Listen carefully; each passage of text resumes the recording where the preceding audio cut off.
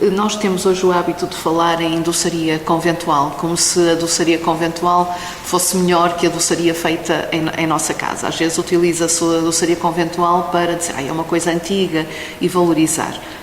Mas eu às vezes pergunto, porque nós não temos dados sobre isso, se a doçaria que sai dos conventos não foi uma doçaria que entrou levada pelas meninas de posse que entraram nos conventos e que aprenderam em contexto familiar a fazer essas receitas. Portanto, não lhe sei dizer. E porque também às vezes é muito difícil dizermos o que é que nasceu primeiro, se foi a galinha ou se foi o ovo. De facto, veio de uma casa senhorial, de alguém que sabia fazer a receita, foi levada pelas mãos dessas meninas que entraram no convento e depois volta a sair.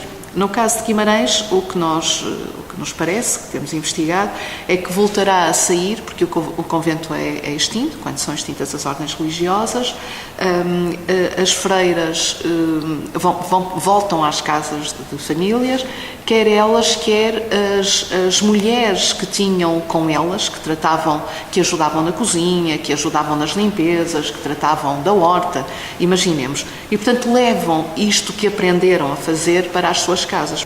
Por outro lado, nos livros de receitas de famílias conceituadas vimaranenses e reconhecidas, como a família Freitas do Amaral ou a família de Alberto Sampaio, nos livros de receitas manuscritos destas famílias nós temos as tortas de Guimarães e o toucinho do céu. Por exemplo, a famosa marmelada do Odivelas.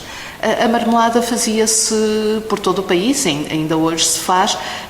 Depois há sítios onde ela, porque há umas mãos mais habilidosas, porque há algum ponto a que se deixa chegar um bocado diferente dos outros, porque está numa zona onde há pessoas que percorrem, podemos imaginar no século XIX, que são pessoas com possibilidades económicas, que fazem chegar o doce que compram àquelas freiras a sítios muito mais longe. Portanto, há alguns motivos que levam a que uns doces se tornem mais conhecidos do que outros, e que cheguem até nós hoje só o toucinho, as tortas de Guimarães em Guimarães. Eu acredito vivamente que no resto do país se fariam tortas que não se chamariam de Guimarães, e que depois, por algum motivo, estas nossas freiras mantiveram durante mais tempo, elas vendiam para o exterior e, portanto, davam a conhecer. Às vezes isto da certificação a mim causa-me alguns problemas, porque nós certificamos o quê?